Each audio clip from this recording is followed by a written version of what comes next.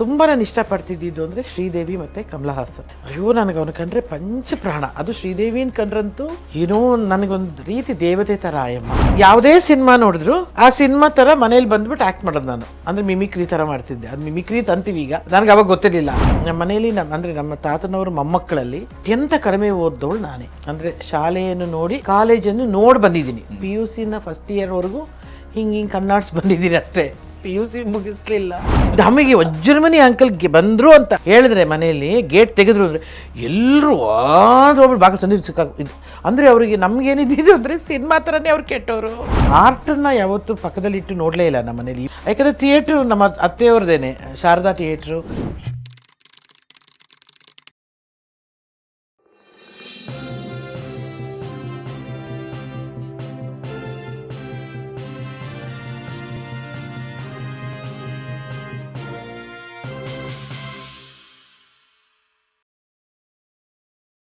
ನಮಸ್ತೆ, ಬಿ ಗಣಪತಿ ಚಾನಲ್ಲಿಗೆ ಸ್ವಾಗತ. ಇದೊಂದು ನನ್ನ ವೃತ್ತಿ ಜೀವನದ ಅಪರೂಪದ ಕ್ಷಣ. ಸೋಷಿಯಲ್ ಮೀಡಿಯಾದಲ್ಲಿ ಇನ್ನೆಲ್ಲೂ ಒಂದು ಸಂದರ್ಶನವನ್ನು ಕೊಡದೇನೆ ನಮ್ಮ ಗಣಪತಿ, ನಮ್ಮ ಮನಸ್ಸಿನ ವ್ಯಕ್ತಿ ಅವರೊಟ್ಟಿಗೆ ನಾನು ಪ್ರಥಮವಾಗಿ ನನ್ನ ಇಡೀ ಚಿತ್ರ ಜೀವನದ 4 ದಶಕದ ಅನುಭವದ ಬುತ್ತಿಯನ್ನು ಬಿಚ್ಕೋಬೇಕು, ಆ ಅನನ್ಯತೆಗೆ ಮುಖಾಮುಖಿಯಾಗಬೇಕು ಅನ್ನುವಂಥ ಒಂದು ಧ್ಯೇಯವನ್ನು, ಉದ್ದೇಶವನ್ನು, ಪ್ರೀತಿಯನ್ನು, ಕಕ್ಕುಲತೆಯನ್ನು ಇಟ್ಟುಕೊಂಡು ಬಂದು ಇವತ್ತು ನನ್ನ ಚಾನಲ್ನಲ್ಲಿ ಸುದೀರ್ಘವಾಗಿ ಮಾತಾಡಿದಂಥ ಒಂದು ಅನನ್ಯ ಕಲಾವಿದೆ ಯಾರು ಅಂತಂದರೆ ಅದು ತಾರಾ ಅನುರಾಧ ಅಥವಾ ಅನುರಾಧ ತಾರಾ. ನಾನು ತಾರಮ್ಮ ಅಂತಲೇ ಕರೆಯೋದು. ನನಗೆ ತಾರಮ್ಮ ಹೊಸಬರ ಅಲ್ಲವೇ ಅಲ್ಲ ಅಂತ.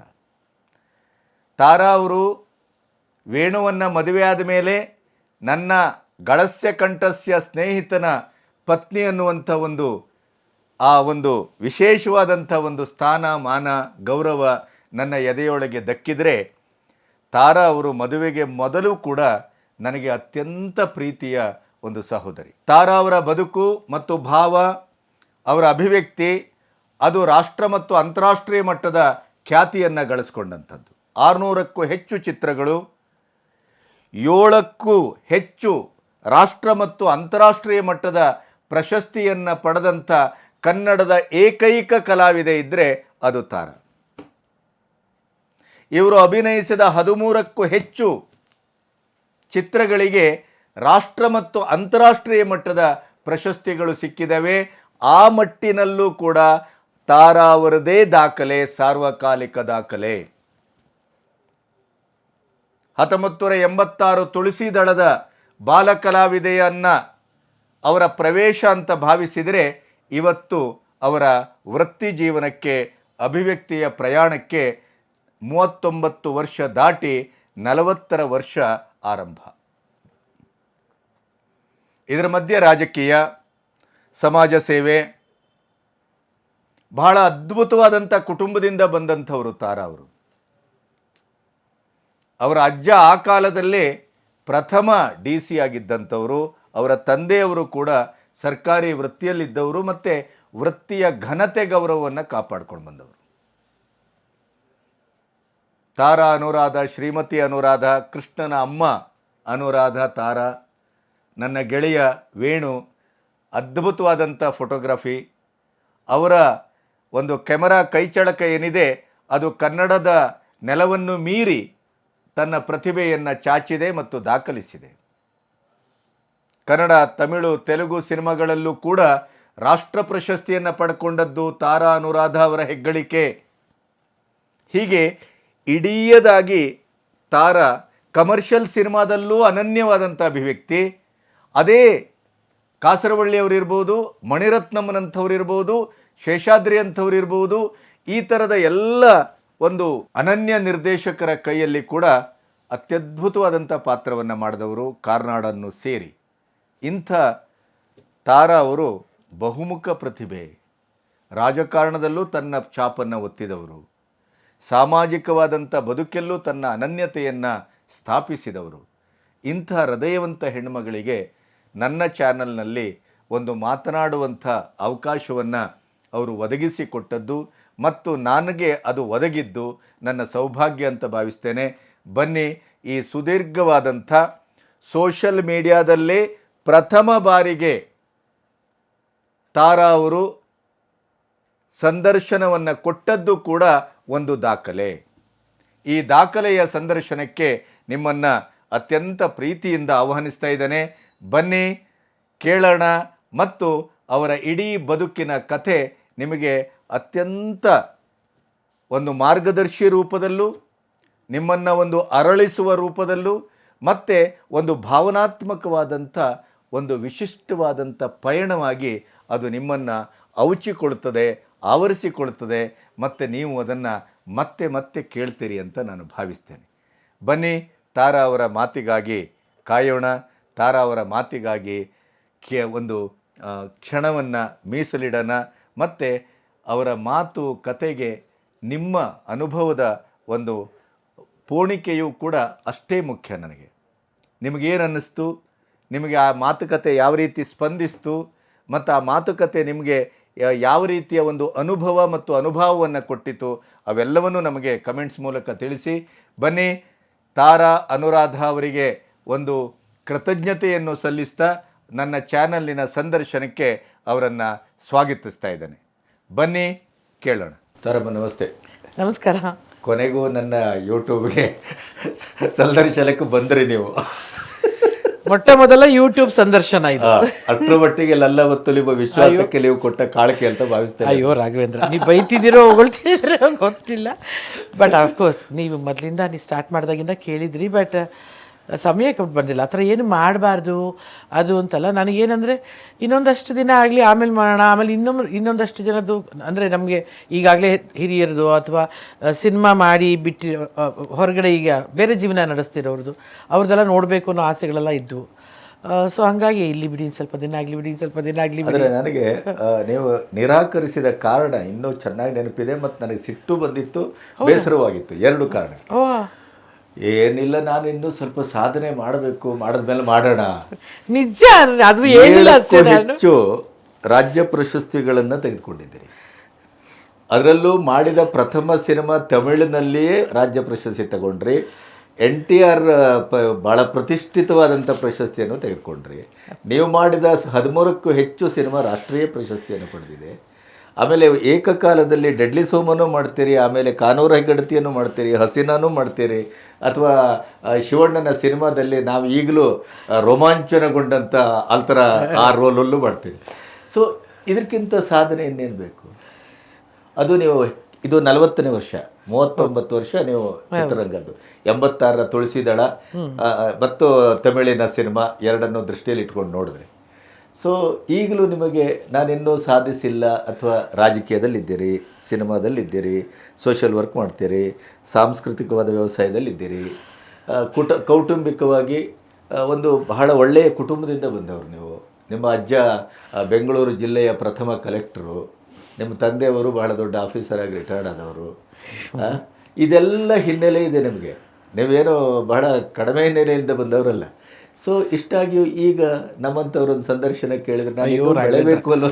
ಅಯ್ಯೋ ಗಣಪತಿ ಸರ್, ಪ್ಲೀಸ್ ಹಾಗೆಲ್ಲ ನನಗೆ ಅಲ್ಲ, ತುಂಬ ಸಂಕೋಚ ಆಗುತ್ತೆ ಇಷ್ಟೊಂದೆಲ್ಲ ಹೇಳಿದಾಗ. ಬಟ್ ಇನ್ನೇನಾದರೂ ಮಾಡಬೇಕು, ಇನ್ನೇನಾದರೂ ಒಳ್ಳೇದು ಮಾಡಬೇಕು, ಅಥವಾ ಇನ್ನೇನಾದರೂ ಗುರುತಿಸೋಂಥದ್ದು ಮಾಡಬೇಕು ಅಂತ ನನಗೆ ಹಸಿವಿರೋದು ನಿಜ. ಇನ್ನೇನಾದರೂ ಮಾಡೋಣ ಇರಿ, ಯಾಕಂದರೆ ಇನ್ನೇನು ಸಾಧನೆ ಮಾಡೋಣ ಇರಿ ಅಂತ ಅಂದಿದ್ದು ನಿಜ. ಬಟ್ ಆದರೆ ಖಂಡಿತವಾಗ್ಲೂ ಗರ್ವದಿಂದ ಈ ಥರ ನಿಮ್ಮನ್ನು ತಪ್ಪಿಸ್ಕೋಬೇಕು ಅಥವಾ ಆ ನೆಪಗಳಿಂದ ನಾನು ಮಾಡಲಿಲ್ಲ. ಬಟ್ ಅಫ್ಕೋರ್ಸ್ ನೀವು ನಮ್ಮ ಯಜಮಾನರು ತುಂಬಾ ಅಂದರೆ ತುಂಬ ಕ್ಲೋಸ್ ಫ್ರೆಂಡ್ಸ್. ಸೊ ಆ ಥರದ್ದು ಏನಿಲ್ಲ, ದಯಮಾಡಿ ಕ್ಷಮಿಸಿ ಲೇಟಾಗಿ ಬಂದಿದ್ದಕ್ಕೆ. ಅದಲ್ಲ, ಅದು ನಿಮ್ಮ ವಿನಯ ಅಂತ ನಾನು ಭಾವಿಸಿದ್ದೇನೆ. ಅದಲ್ಲ. ಆದರೆ ನನಗೆ ಹೇಳೋದು, ನಿಮ್ಮ ಇಡೀ ಕುಟುಂಬದಲ್ಲಿ ಈ ಬಣ್ಣದ ಹಿನ್ನೆಲೆ ಏನು ಇದ್ದಂಗಿಲ್ಲ. ಇಲ್ಲ, ಯಾರಿಲ್ಲ ಅಲ್ವಾ? ಆದರೆ ಶೈಕ್ಷಣಿಕ ಹಿನ್ನೆಲೆ ಇದೆ. ನಿಮ್ಮ ಅಜ್ಜನಿಂದ, ತಂದೆಯವರಿಂದ ನೋಡಿದ್ರೆ ಎಲ್ಲರೂ ದೊಡ್ಡ ಆಫೀಸರ್ಸು, ದೊಡ್ಡ ಇವರು. ಬಹುಶಃ ಮಗಳು ಅಥವಾ ಮೊಮ್ಮಗಳು ಒಂದು ಅದೇ ದಿಕ್ಕಿನಲ್ಲಿ ಸಾಗಲಿ ಅನ್ನುವಂಥ ಏನಾದರೂ ಮನೋಭಾವ ಇತ್ತ? ಹೇಗೆ ಅದು? ಅಂದರೆ ಸತ್ಯ. ಆದರೆ ಹಳ್ಳಿಗಳಲ್ಲಿ ಹಳ್ಳಿಯವರೇ ನಾವೆಲ್ಲ ನನ್ನ ಅಪ್ಪ ಅವರು, ನನ್ನ ಬ್ರದರು ಅಥವಾ ನನ್ನ ಕಸಿನ್ಸು ಎಲ್ಲ ಸೇರಿಕೊಂಡು ಡ್ರಾಮಾ ಮಾಡ್ತಾ ಇದ್ದಿದ್ದುಂಟು.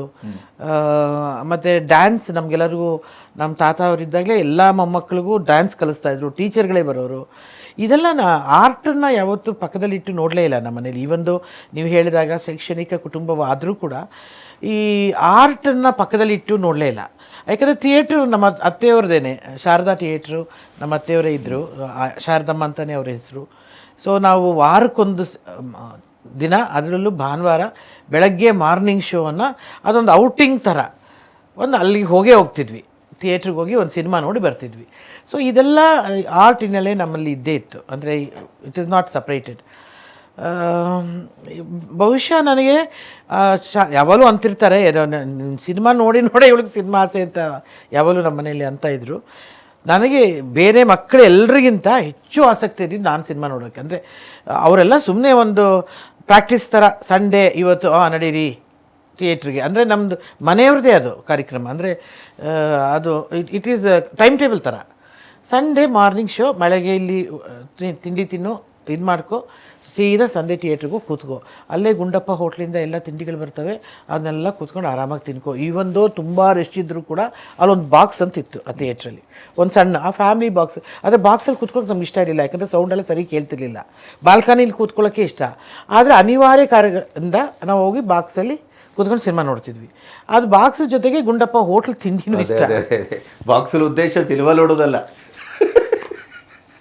ತಿನ್ನುವ ಉದ್ದೇಶ. ಅದರಿಂದ ನನಗೆ ಆಮೇಲೆ ಏನಂದರೆ, ಯಾವುದೇ ಸಿನಿಮಾ ನೋಡಿದ್ರು ಆ ಸಿನಿಮಾ ಥರ ಮನೇಲಿ ಬಂದುಬಿಟ್ಟು ಆ್ಯಕ್ಟ್ ಮಾಡೋದು ನಾನು. ಅಂದರೆ ಮಿಮಿಕ್ರಿ ಥರ ಮಾಡ್ತಿದ್ದೆ. ಅದು ಮಿಮಿಕ್ರಿ ಅಂತೀವಿ ಈಗ, ನನಗೆ ಅವಾಗ ಗೊತ್ತಿರಲಿಲ್ಲ ಏನು ಮಾಡಿದ್ರು. ಅದು ಆ ಥರ ಡ್ಯಾನ್ಸ್ ಮಾಡೋದು, ಇದು ಮಾಡೋದು. ನಮ್ಮ ಕಸಿನ್ಸ್ಗೂ ಎಲ್ಲರಿಗೂ ಇವತ್ತು ಅವರೆಲ್ಲರೂ ಅದೇ ತಮಾಷೆ ಮಾಡ್ತಿರ್ತಾರೆ. ಎಲ್ಲ ಕೂತ್ಕೊಂಡು ಹಂಗೆ ಮಾಡೇ, ಅವ್ರ ಥರ ಮಾಡೇ, ಇವ್ರ ಥರ ಮಾಡೇ ಅವರು ಅನ್ನೋರು. ನಾನು ಎಲ್ಲರ ಥರ ಡ್ಯಾನ್ಸ್ ಮಾಡೋದು. ನನಗೆ ತುಂಬ ಇಷ್ಟವಾಗಿದ್ದು ಆರ್ಟಿಸ್ಟ್ಗಳು ಆ ಟೈಮಲ್ಲಿ ಸಿನಿಮಾ ಅಂದರೆ, ಯಾಕಂದರೆ ಶಾರದಾ ಥಿಯೇಟ್ರಲ್ಲಿ ಕಬ್ಬನ್ಪೇಟೆಯಲ್ಲಿ ಅದು ತುಂಬ ತಮಿಳು ಸಿನಿಮಾಗಳೇ ರಿಲೀಸ್ ಆಗ್ತಿದ್ದಿದ್ದು ಕಾಲ ಅದು. ಅಂದರೆ ಅಪರೂಪವಾಗಿ ಕನ್ನಡ ಸಿನಿಮಾಗಳು ರಿಲೀಸ್ ಆಗ್ತಿದ್ವು. ತಮಿಳು ಸಿನಿಮಾ ಮೊದಲು, ಆಮೇಲೆ ತೆಲುಗು, ಆ ಥರ ರಿಲೀಸ್. ಸೊ ನಾನು ಹೆಚ್ಚು ನೋಡಿದ್ದು ತಮಿಳು ಸಿನಿಮಾಗಳನ್ನು ನನ್ನ ಬಾಲ್ಯದಲ್ಲಿ. ಆವಾಗ ನಾನು ಇಷ್ಟಪಡ್ತಿದ್ದಿದ್ದು ಅಂದರೆ ಶ್ರೀದೇವಿ ಮತ್ತು ಕಮಲ ಹಾಸನ್. ಅಯ್ಯೋ, ನನಗೆ ಅವನು ಕಂಡ್ರೆ ಪಂಚಪ್ರಾಣ. ಅದು ಶ್ರೀದೇವಿನ ಕಂಡ್ರಂತೂ ಏನೋ ನನಗೊಂದು ರೀತಿ ದೇವತೆ ಥರ ಆಯಮ್ಮ. ಸೊ ನಮ್ಮಮ್ಮನೂ ನಮ್ಮ ದೊಡ್ಡಮ್ಮನೂ ಕೂಡ ನಾನು ಆ ಥರ ಆ್ಯಕ್ಟ್ ಮಾಡೋದು ಅದೆಲ್ಲ ಖುಷಿಯಾಗಿ ಶ್ರೀದೇವಿ ಅವ್ರು ಕ್ಲಿಪ್ ಹಾಕ್ಕೊಂಡಿದ್ರೆ ಯಾರೋ ಸಿನಿಮಾ ನನಗೂ ಆ ಥರ ಕ್ಲಿಪ್ಗಳು ಹಾಕೋದು, ಫ್ರಾಕ್ ಅದೇ ಥರ ಹೊಲಿಸೋದು, ಅದೆಲ್ಲ ಮಾಡ್ತಾಯಿದ್ರು. ಸೊ ಇವೆಲ್ಲವೂ ಬಹುಶಃ ನನಗೆ ಸಿನಿಮಾ ಹುಚ್ಚನ್ನು ಹಿಡಿಸ್ತು ಅಂತ ಅನಿಸುತ್ತೆ, ಆಸೆ ಎಲ್ಲನೂ. ಸೊ ಪೂರ್ತಿಯಾಗಿ ನನ್ನನ್ನೇನು ಅಲ್ಲಿ ಬಿಟ್ಟಿರಲಿಲ್ಲ. ಆದರೆ ನೀವು ಹೇಳ್ದಂಗೆ ಮನೇಲಿ ಅಫ್ಕೋರ್ಸ್ ಎಲ್ಲರೂ ನಮ್ಮ ಮನೇಲಿ ಅಂದರೆ ನಮ್ಮ ತಾತನವರು ಮೊಮ್ಮಕ್ಕಳಲ್ಲಿ ಅತ್ಯಂತ ಕಡಿಮೆ ಓದ್ದವಳು ನಾನೇ. ಅಂದರೆ ಶಾಲೆಯನ್ನು ನೋಡಿ ಕಾಲೇಜನ್ನು ನೋಡಿ ಬಂದಿದ್ದೀನಿ. PUC ಫಸ್ಟ್ ಇಯರ್ವರೆಗೂ ಹಿಂಗೆ ಕಣ್ಣಾಡ್ಸಿ ಬಂದಿದ್ದೀನಿ ಅಷ್ಟೇ, PUC ಮುಗಿಸ್ಲಿಲ್ಲ. ಆದರೆ ನಮ್ಮ ಮನೇಲಿ ಎಲ್ಲರೂ, ನಮ್ಮ ದೊಡ್ಡಪ್ಪ, ನಮ್ಮ ಮಾವನ ಮಕ್ಕಳು, ಇವರು ಎಲ್ಲರೂ ಇಂಜಿನಿಯರ್ಸ್. ನಮ್ಮ ಅತ್ತೆ ಮಗಳು, ಅದೇ ಶಾರದಾ ಥಿಯೇಟ್ರ್ ಅತ್ತೆ ಮಗಳು ಮಾತ್ರ ಇವಾಗ MS ರಾಮಯ್ಯನ ಸೊಸೆ ಮೀನಾ ಅಂಥೇಳಿ, ಅವಳು ಡಾಕ್ಟ್ರು ಮಾಡಿದ್ಲು. ನಾನೊಬ್ಬಳು ಆ್ಯಕ್ಟ್ರ್ ಆದೆ.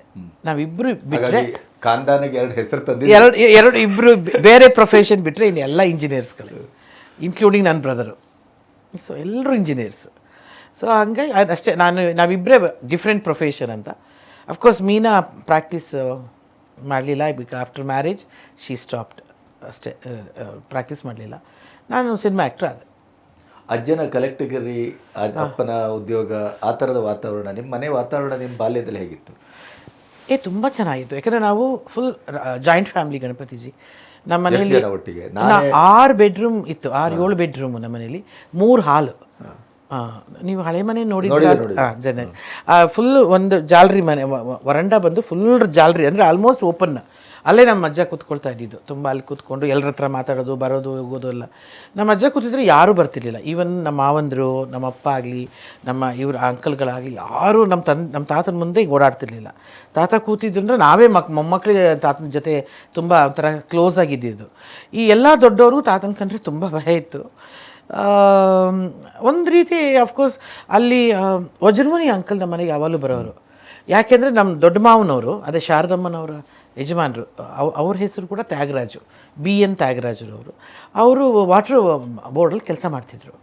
ಸೊ ಏನೇ ಒಂದು BWSSB ಏನೋ ಸಮಸ್ಯೆ ಇದ್ರೂ ವಜ್ರಮುನಿ ಅಂಕಲ್ ಬಂದ್ಬಿಡೋರು ಮನೆಗೆ. ಸೊ ನಮಗೆಲ್ಲ ಅವರು ಸಿನಿಮಾದಲ್ಲಿ ದೊಡ್ಡ ಟೆರರ್. ಸೊ ನಮ್ಮ ಮನೇಲಿ ನಮ್ಮ ದೊಡ್ಡಮ್ಮ, ನಮ್ಮ ಚಿಕ್ಕಮ್ಮ, ನಮ್ಮ ಮನೇಲಿ ನಮ್ಮ ಅಮ್ಮನೇ ನನಗೆ ಸ್ಕೂಲ್ ಬಟ್ಟೆ ಆಗ್ತಾ ಇದ್ದಿದ್ದು ಆ ಥರ ಏನಿಲ್ಲ. ಎಲ್ಲರೂ ಯಾರು ನಮ್ಮ ಅತ್ತೆ ನಮ್ಮ ಅಮ್ಮನ ಯಾರೋ ಒಬ್ರು ನಮ್ಗೆ ರೆಡಿ ಮಾಡೋರು, ಯಾರೋ ಒಬ್ರು ತಿಂಡಿ ಕೊಡೋರು, ಹಿಂಗೆ ತಿಂತಾಯಿದ್ವಿ. ತಿಂತಾ ಇರ್ಬೇಕಾದ್ರೆ ಒಂದೊಂದ್ಸತಿ ತಲೆ ಬಾಚೋರು, ನಾವು ಹಿಂಗೆ ತಿನ್ಕೊಂಡೆ ಹಿಂಗೆ ಬಾಚೋ. ಅದಂದರೆ ಎಲ್ಲ ಮಕ್ಕಳನ್ನೂ ನೋಡ್ಕೊಳ್ಳೋರು. ಹೆಣ್ಮಕ್ಳು ಅಂದರೆ ಹೆಂಗಸು ದೊಡ್ಡವರು ಅವ್ರವ್ರ ಮಕ್ಕಳನ್ನೇ ನೋಡ್ಕೊಳ್ಳೋದು, ಅವ್ರವ್ರ ಮಕ್ಕಳಿಗೆ ಇದು ಮಾಡೋದು ಆ ಥರ ಇರಲೇ ಇರಲಿಲ್ಲ. ಎಷ್ಟೋ ಸತಿ ಎಕ್ಸ್ಚೇಂಜ್ ಆಗಿ ಎಲ್ಲರಿಗೂ ರೆಡಿ ಮಾಡೋರು. ಅವ್ರಿಗೆಲ್ರಿಗೂ ನಮ್ಮನ್ನ ಎದುರಿಸೋಕೆ ಒಂದೇ ಒಂದು ದಾರಿ ಅಂದರೆ ವಜ್ರಮುನಿಗೆ ಹೇಳ್ತೀನಿ ಅಂತ. ನಮಗೆ ವಜ್ರಮುನಿ ಅಂಕಲ್ಗೆ ಬಂದರು ಅಂತ ಹೇಳಿದ್ರೆ ಮನೆಯಲ್ಲಿ ಗೇಟ್ ತೆಗೆದ್ರು ಅಂದರೆ ಎಲ್ಲರೂ ಒಬ್ಬರು ಬಾಗಿಲು ಸಂದಿ ಸಿಕ್ಕಾಗ ಅಂದರೆ ಅವರಿಗೆ ನಮಗೇನಿದ್ದು ಅಂದರೆ ಸಿನಿಮಾ ಥರನೇ ಅವ್ರು ಕೆಟ್ಟವರು, ಸಿನಿಮಾದಲ್ಲಿ ಬರೋ ಥರನೇ ಅವ್ರು ಒಂದು ವಿಲನ್ನು ಅಂತ ಎಲ್ಲರೂ ಹಿಂಗೆ ನೋಡ್ತಿದ್ವಿ. ನಮ್ಗೆ ಇನ್ನೂ ಚೆನ್ನಾಗಿ ಆಗ್ತಾ ಇದೆ. ಪಾಪ ಅಷ್ಟು ವಿನಯವಾಗಿ ಬಂದು ನಮ್ಮ ತಾತನ ಹತ್ರ ಕೂತ್ಕೊಂಡು ಆಮೇಲೆ ನಮ್ಮ ಮಾಮನ ಹತ್ರ ಮಾತಾಡ್ಕೊಂಡು ಎಲ್ಲ ಹೋಗೋರು ಅವರು. ಆಮೇಲೆ ನಮ್ಮನೆ ನನಗೆ ತುಂಬ ಚಿಕ್ಕವಳಿದ್ದಾಗ ನನಗೆ ನಮ್ಮಮ್ಮ ಯಾವಾಗಲೂ ಹೇಳ್ತಾ ಇದ್ದಿದ್ದು, ನಮ್ಮ ಜಾತಕಗಳನ್ನೆಲ್ಲ ಬರೆದಿದ್ದು ಪುಟ್ಟಣ್ಣ ಕಣಗಲ್ ಅವ್ರ ಅಣ್ಣ. ಅವರು ನಮ್ಮ ಮನೆಗೆ ಹೋಮಗಳನ್ನು ಪೂಜೆಗಳನ್ನು ಮಾಡೋಕ್ಕೆ ಬರೋರು. ಅದು ನಮ್ಮನೆ ಹತ್ರನೇ ಇದ್ದರು ಅವರು. ಅದಾದಮೇಲೆ ನಾನು ಸಿನಿಮಾ ಆ್ಯಕ್ಟರ್ ಎಲ್ಲ ಆದಮೇಲೆ ನಾನು ಅವ್ರ ಮನೆಗಳಿಗೆಲ್ಲ ಹೋಗ್ತಿದ್ದೆ. ಅವರ ಮಗ ಪುರುಷೋತ್ತಮ ಅವ್ರನ್ನೆಲ್ಲನೂ ತುಂಬ ಮಾತಾಡ್ಸ್ಕೊಂಡೆಲ್ಲ ಬರ್ತಿದ್ದೆ. ಬಟ್ ಅವ್ರ ತಂದೆಯವರು ಅವ್ರು ಕೂಡ ಆ್ಯಕ್ಟ್ರು. ಒಂದರಲ್ಲಿ ಸಾಕ್ಷಾತ್ಕಾರದಲ್ಲಿ ಹಾಡು ಹೇಳ್ತಾರಲ್ಲ, ಗಡ್ಡ ಎಲ್ಲ ಅವರೇ ಪ್ರಚಂಡ ರಾವಣದಲ್ಲಿ ಇವನ್ನ ಇಂಟ್ರೊಡ್ಯೂಸ್ ಮಾಡಿದ್ದವರು ಅಲ್ಲ, ಇವ್ರನ್ನ ವಜ್ರಮುನಿ ಅಂಕಲ್ನ ಸ್ಟೇಜಿಗೆ ಇಂಟ್ರೊಡ್ಯೂಸ್ ಮಾಡಿ ಅದಕ್ಕೆ ಸಂಭಾಷಣೆ ಬರೋದು ವಜ್ರಮುನಿಯವರು ಆ ನಾಟಕದಿಂದ ಫೇಮಸ್ ಆಗಿ. ಸೊ ಅವರು ನಮ್ಮ ಮನೆಯಲ್ಲಿ ಎಲ್ಲರದ್ದು ಜಾತಕಗಳನ್ನ ಬರೆದಿರೋದು ಅಂತ ಹೇಳ್ತಿದ್ರು. ಆವಾಗ ಅವರೊಂದು ಮಾತು ಹೇಳಿದ್ರಂತೆ. ನಮ್ಮನೆ ಹತ್ರನೇ ಅಂದರೆ ನಮ್ಮದು 9th ಕ್ರಾಸ್ ಮೇನ್ ರೋಡಲ್ಲಿ ಇರೋದು. 14ನೇ ಕ್ರಾಸಲ್ಲಿ ಮಂಜುಳಾ ಅವರಿದ್ದರು. ಮಂಜುಳಾ ಅವರು ಆಗಾಗಲೇ ದೊಡ್ಡ ಸೂಪರ್ ಸ್ಟಾರಿಣಿಯಾಗಿ ಎಲ್ಲ ಆಗಿ ಅವರು ಶಿವಾಸ್ ಮದುವೆ ಆಗಿ ಒಂಥರ ಸೆಟ್ಲ್ ಆಗಿದ್ದರು. ಸೊ ನಮ್ಮ ಅಮ್ಮನಿಗೆಲ್ಲ ಅವ್ರು ಹೇಳೋರಂತೆ, ಅವರು ಅಂಕಲ್ಲು, ಮಂಜುಳಾರವರು ರಾಜ್ಯದಲ್ಲಿ ಮಾತ್ರ ಮಾಡಿದ್ದಾರೆ, ನಿಮ್ಮ ಮಗಳು ರಾಷ್ಟ್ರದಲ್ಲಿ ಹೆಸರು ಮಾಡ್ತಾಳೆ ಅಂತ. ನಮ್ಮ ಅಮ್ಮಂಗೆ ಅವಾಗ ಶಾಕತಿ, ಏನು ಸಿನಿಮಾ ಎಲ್ಲ ನಾವು ಮಾಡಿಸೋದೇ ಇಲ್ಲ, ಸ್ವಾಮಿಗಳೇ ಅಂತಲೇ ಅವ್ರು ಕರಿತಿದ್ದು. ಅತ್ಯಂತ ಗೌರವದಿಂದ ಅವ್ರನ್ನ ನೋಡ್ತಾ ಅದೆಲ್ಲ ಚೆನ್ನಾಗಿ ಜ್ಞಾಪಕ ಇದೆ. ಅವ್ರು ಪ್ರತಿ ಸತಿ ಬಂದಾಗಲೂ ಪಾದ ತೊಳೆಯೋರು ನಮ್ಮ ಮನೆಯಲ್ಲಿ.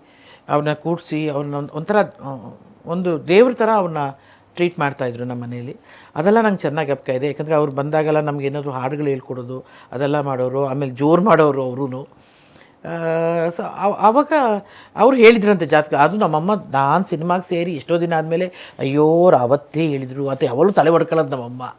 ಅಂದರೆ ಬೇಜಾರಲ್ಲಿ ಅವ್ರು ಅವತ್ತೇ ಹೇಳಿದರು ಮಂಜುಳಾ ಅವ್ರದ್ದನ್ನು ಹೋಲಿಸ್ಕೊಂಡು ಹೇಳಿದರು. ನನಗೆ ಅವಾಗ ಹೊಳಿಲೇ ಇಲ್ಲ, ನಾವು ಸಿನಿಮಾ ಸೇರಲ್ಲ, ಅವತ್ತೇ ಹೇಳಿದ್ದೆ ನಾನು. ನಮ್ಮನೇಲಿ ಯಾರೂ ಸಿನಿಮಾ ಇದು ಮಾಡೋದಿಲ್ಲ, ಹಂಗೆ ಹಿಂಗೆ ಎಲ್ಲಾದರೂ ಉಂಟಾ ಅಂತೆಲ್ಲ ಹೇಳಿದ್ದೆ. ಅವ್ರು ಹೇಳಿದ್ದೆ ನಿಜ ಆಯಿತು ಅಂತ ಯಾವಾಗಲೂ ಹೇಳೋರು ನಮ್ಮಮ್ಮ. ಅದು ಪುರುಷೋತ್ತಮ ಆಮೇಲೆ ಅವ್ರ ಮಗ ಅವರೆಲ್ಲ ನಂಗೆ ತುಂಬ ಕ್ಲೋಸಾಗಿ ಮಾತಾಡ್ತಿದ್ವಿ. ಆಮೇಲೆ ನಾನು ಅಷ್ಟೊಂದು ಸಿನಿಮಾ ಆ್ಯಕ್ಟರ್ ಆದಮೇಲೂ ಕೂಡ ಅವ್ರ ಮನೆಗಳಿಗೆಲ್ಲ ಹೋಗಿ ಬಂದಿದ್ದೀನಿ ಹತ್ರ ಎಲ್ಲ. ಸೊ ದಿಸ್ ಹೌ ಈ ಸಿನಿಮಾಕ್ಕೆ ಹೇಗೆ ಆರಂಭ ಆಯಿತು?